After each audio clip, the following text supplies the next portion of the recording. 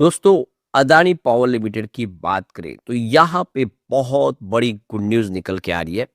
Adani power ने अपने future plan को लेकर एक बहुत बड़ी यहाँ पे रणनीति सामने लाई है और वो इशारा कर रही है कि आने वाले समय अदानी पावर बाजार में धमाका कर सकता है। अब आप देख ही सकते हो कि आज स्टॉक के अंदर हल्की सी गिरावट थी, लेकिन अब आप स्प्लिट के बाद स्टॉक के अंदर वो संभावना फिर से बनने लगी है कि ये बेहतर कर सकता है। दूसरी तरफ बांग्लादेश को अदानी पावर बिजली सप्लाई करता है और इस समय जो माहौल बना हुआ है बांग्लादेश इंडिया का, क्या बिजली रोकी जा सकती है? पूरी अपडेट क्या है उसको समझेंगे इस वीडियो के माध्यम से।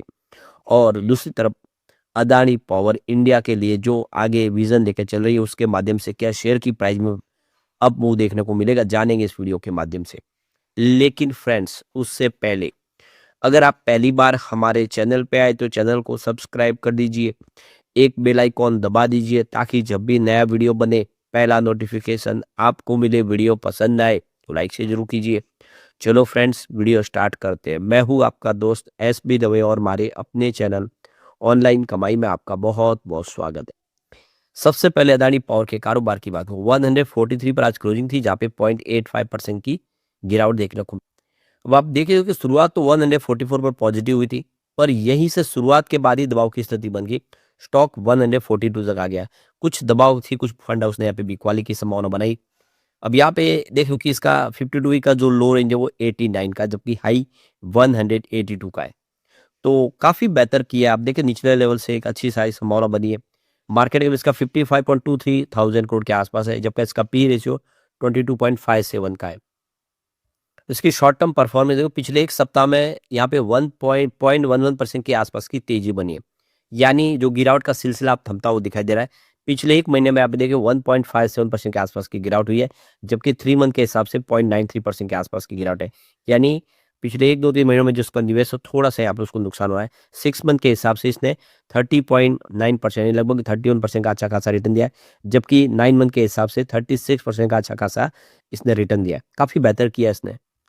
इसकी लॉन्ग टर्म परफॉर्मेंस बहुत ही बेहतर है। पिछले एक साल में 44% के आसपास का इसने जबरदस्त रिटर्न दिया है, जबकि 2 ईयर के हिसाब से थोड़ा सा कम 39% के आसपास का पॉजिटिव रिटर्न मिला है।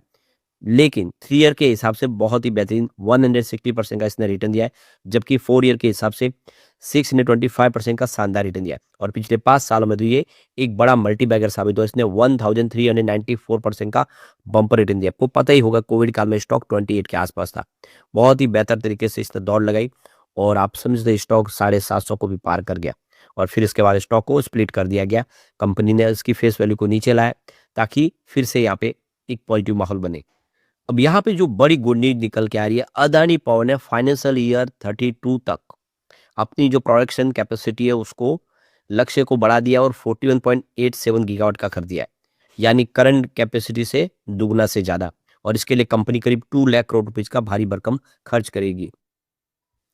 तो यहाँ पे सूत्रों के माध्यम से जो खबरें निकल के आ रही है कि देश में जो बिजली की डिमांड है वो लगातार बढ़ रही है। उस डिमांड को पूरा करने के लिए अदानी ग्रुप ने अपनी जो कैपेसिटी है उसको आक्रामक तरीके से बढ़ाने की तैयारी कर ली है। उन्होंने फाइनेंशियल ईयर 2029-30 तक 30.67 गीगावाट, यानी 1 गीगावाट के बराबर 1000 मेगावाट होता है।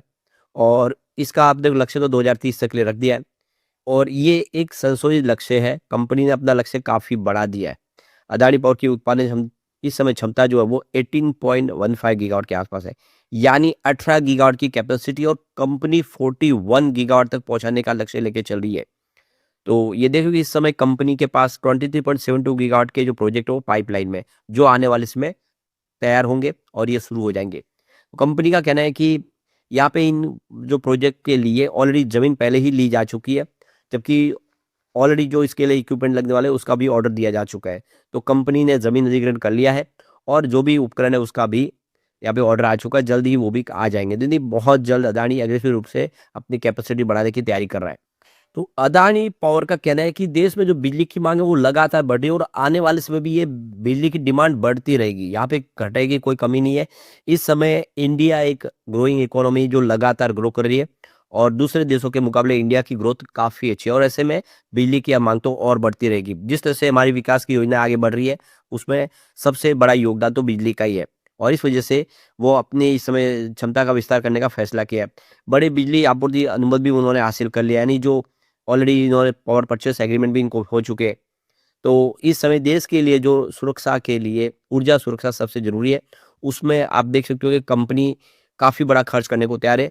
तो देखो कि इस समय औद्योगिक विकास देखे, शहरीकरण देखे, उच्च खपत के कारण भारत की जो अधिकतम बिजली की जो माँग है, वो और वृद्धि होने की संभावना है। इसके अलावा रिन्यूएबल की क्षमता भी तेज़ी से बढ़ रही है, वही तापीय बिजली जो आधारभूत आपूर्ति है और ग्रिड संतुलन सहायक बनी हुई है इस समय। तो इस समय जो वर्तमान डिमांड देखें भारत की तो 250 गीगावाट के आसपास है और उद्योग के अनुमान के अनुसार 2031-32 तक ये 400 गीगावाट तक पहुँच जाएगी। यानी 250 गीगावाट की जो इस समय खपत है, वो 400 गीगावाट तक जाने वाली है। यानी ऐसे में कैपेसिटी को बढ़ाना बहुत ज़्यादा ज़रूरी है और 2047 तक तो ये 700 गीगावाट तक जाने की संभावना है। तो आप समझ सकते हो कि यहाँ पे कहीं पर भी बिजली खपत कम होने वाली नहीं है। तो ऐसे में अदानी पावर ने एक बड़ा प्लान तैयार कर लिया है। तो यहाँ पे कि अदानी पावर ने 2025 में विदर्भ इंडस्ट्री पावर लिमिटेड के नागपुर पास में स्थित जो 600 मेगावाट की बिजली जिसमें 300 मेगावाट की 2 इकाइयाँ हैं, उसका अधिग्रहण किया है, जिसकी वजह से जो इनकी क्षमता है वो 17,550 मेगावाट से बढ़कर 18,150 मेगावाट तक हो चुकी है। कंपनी ने इस साल घोषित परियोजनाओं में उत्तर प्रदेश में लगभग $2 अरब के निवेश में यानी 1500 मेगावाट की परियोजना है। बिहार में $3 अरब के निवेश के साथ 2224 मेगावाट की परियोजना, मध्य प्रदेश में 21,000 करोड़ रुपए के इन्वेस्टमेंट के साथ 1600 मेगावाट की परियोजना। तो ये सारी की सारी परियोजनाएं जो शुरू होने जा रही है यूपी, बिहार, मध्य प्रदेश। तो असम में भी कंपनी 48,000 करोड़ रुपीज का निवेश कर रही है और 3200 मेगावाट की परियोजना लगा रही है। यानी हर राज्य में इस समय अदानी ग्रुप के पावर प्रोजेक्ट तेजी से बढ़ रहे हैं। यानी अदानी पावर का काम यहाँ पे रुकने वाला नहीं है। कंपनी सिर्फ इंडिया में नहीं बल्कि हमारी जो नेबरिंग कंट्रीज है वहां पर भी अपने प्रोजेक्ट को तेजी से बढ़ा रही है। इन्होंने भूटान के अंदर देखिए ड्रू ग्रीन पावर कॉर्पोरेशन के साथ में एक पार्टनरशिप की जिसमें 570 मेगावाट का एक वांगचू में जल परियोजना शुरू करने के लिए इन्होंने एग्रीमेंट साइन कर लिया है। तो ये देख सकते हो कि आने वाले समय कंपनी यहाँ पे मध्य प्रदेश के सिंगरौली स्थित जो निजी उपयोग के लिए धिरोली कोयला खदान को भी चालू करने को इनको मंजूरी मिल चुकी है और इसकी अधिकतम उत्पादन क्षमता 65 लाख टन सालाना है। तो बिल्कुल आप इसके अंदर 55.8 करोड़ टन का तो ऑलरेडी स्टॉक है ही, भंडारण है। तो कोई चिंता की बात नहीं है, उसमें कोयला मिलता रहेगा कंपनी को। और जिस तरह से कंपनी अब देखें तो बांग्लादेश हो, भूटान हो, अपनी बिजली सप्लाई कर रही है। यानी एक तरह से शुरुआत है अदानी पावर की।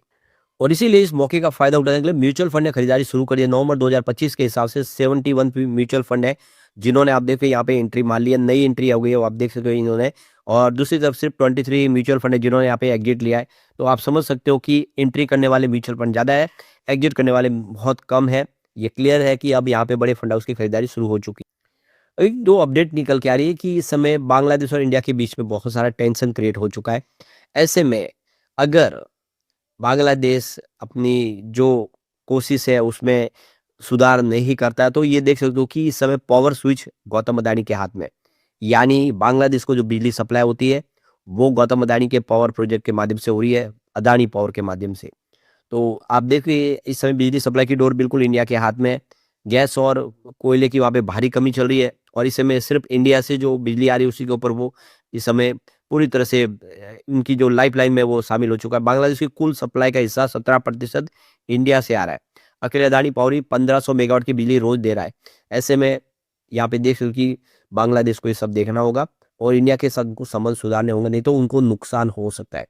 तो ये देख लो कि अदानी पावर की पहुंच कहाँ तक है और आप देख सकते हो आने वाले समय उम्मीद है कि अदानी पावर बहुत बेहतर कर सकता है। लेकिन फ्रेंड्स कोई भी इन्वेस्टमेंट करने से पहले अपने फाइनेंशियल एडवाइजर से एडवाइस ले ले या अपना खुद का रिसर्च करें, क्योंकि मैंने वीडियो आपके एजुकेशनल पर्पज के लिए ही बनाया। वीडियो पसंद आए तो लाइक से जरूर कीजिए और चैनल को सब्सक्राइब कर दीजिए। Thank you friends.